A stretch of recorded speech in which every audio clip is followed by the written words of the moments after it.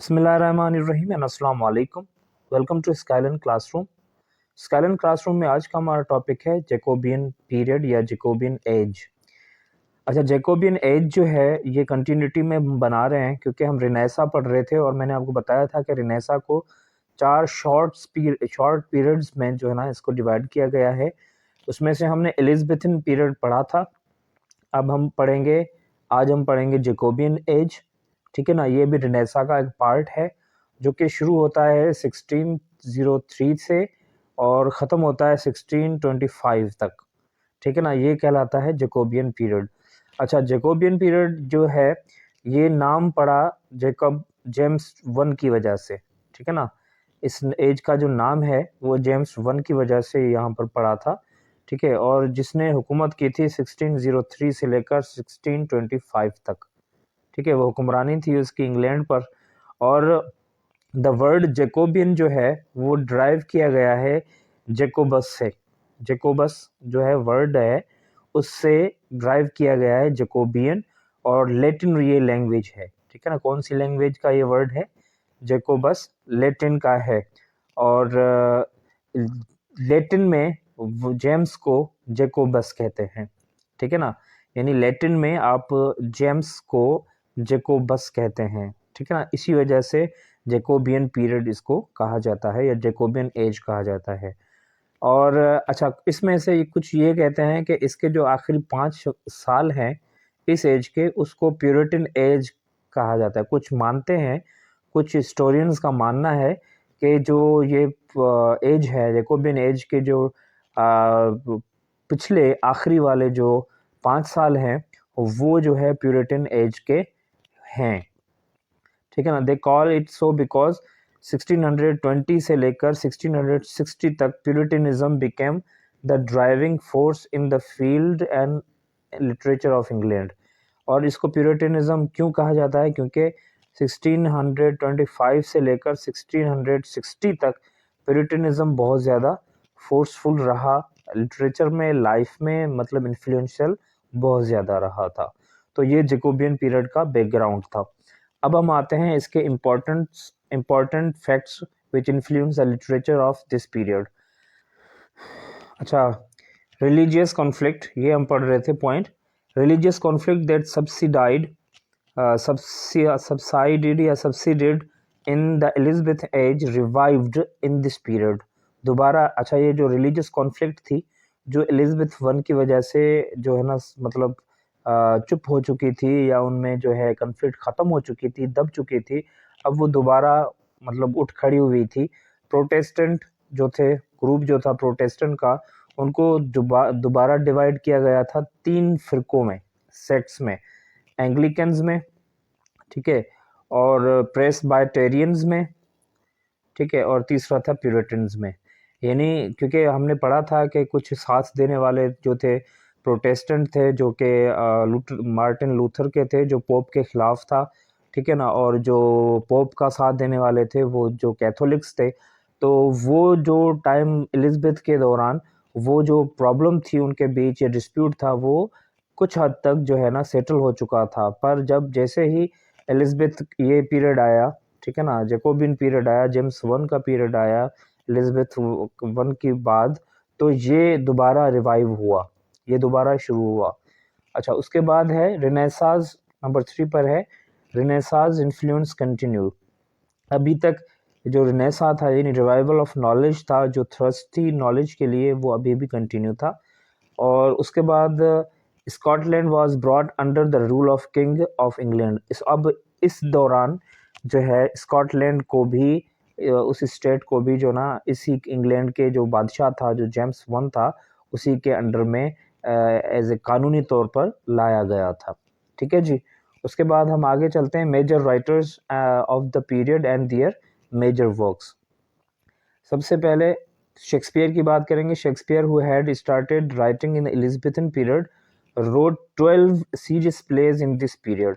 यानी Elizabethan age का जो राइटर शेक्सपियर था उन्होंने राइटिंग जो है अपनी एलिजाबेथन पीरियड में शुरू की थी, मगर उनमें से उसके बाद जो है कुछ प्लेज जो है तकरीबन 12 सीरियस इसके प्लेज जो हैं वो जैकोबियन पीरियड यानी इस एज में जो है लिखे गए थे।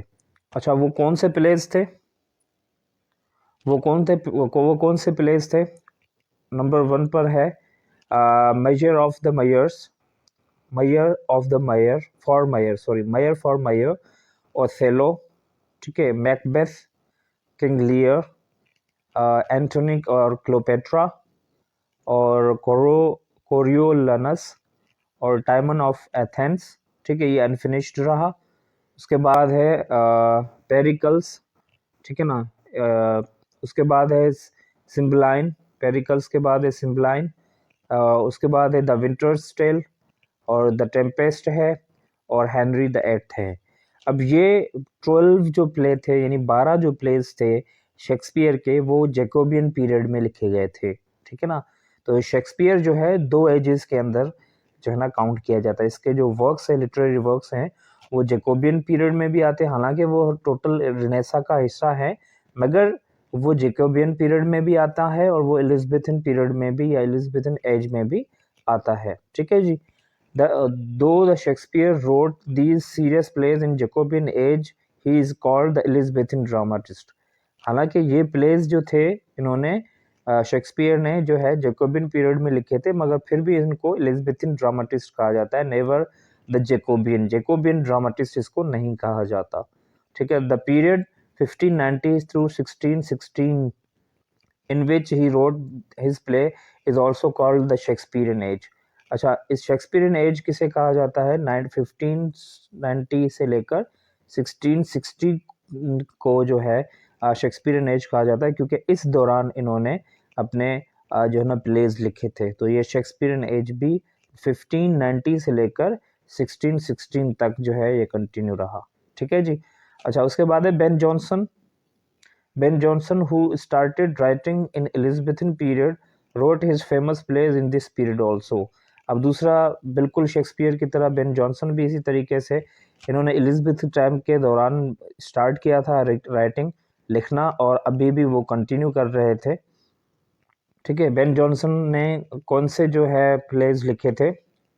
वोलपोन, ठीक है, द साइलेंट वुमेन इन्होंने लिखा था, और द अल्केमिस्ट लिखा था, ठीक है। बेन जॉनसन ने द अल्केमिस्ट बेन जॉनसन ने लिखा था, ठीक है। उसके बाद है Francis Bacon continued writing in this period.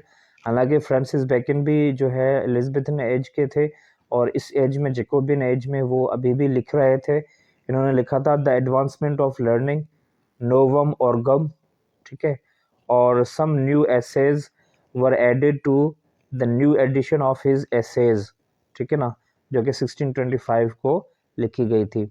मतलब जो ऐसे की जो कंपाइलेशन थी, या जो one known as the wisest fool. अच्छा, ये जो किंग वन जेम्स वन था, इसको वाइजेस्ट फूल के नाम से कहा जाता है, यानी सबसे ज़्यादा ज़हीन तरीन पागल, ठीक है ना, ज़हीन तरीन पागल जो है कहते हैं ना, इसको नाम एक दिया गया, या इसको लक़ब दिया गया किंग जेम्स वन को।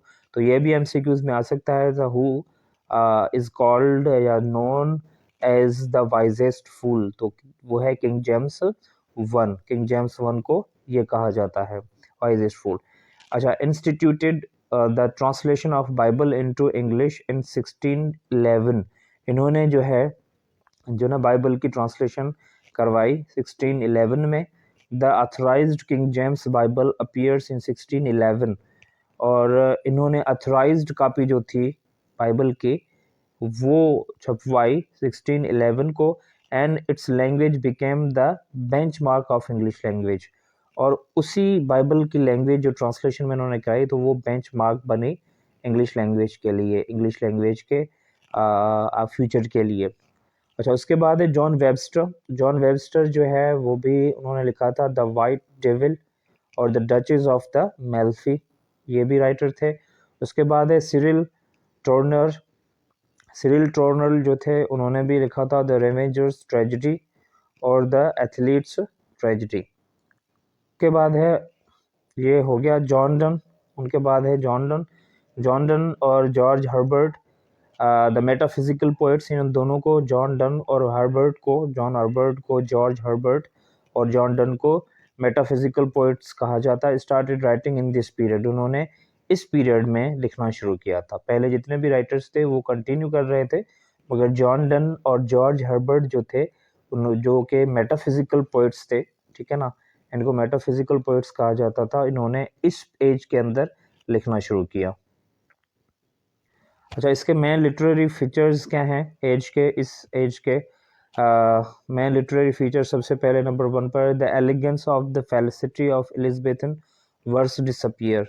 अब यहाँ पर एलिजाबेथन जो वर्स थी, उसकी जो फेलिसिटी थी, मतलब जो दिखावा था, चमक दमक थी, अब वो यहाँ पर आकर ख़त्म हो चुकी थी। मतलब जो है ना, अब वो दिखावे वाली या वो चमक दमक जो थी वर्स की, जो पोइट्री की जो वर्स थी उनकी, तो वो यहाँ पर आकर ख़त्म हो चुकी थी।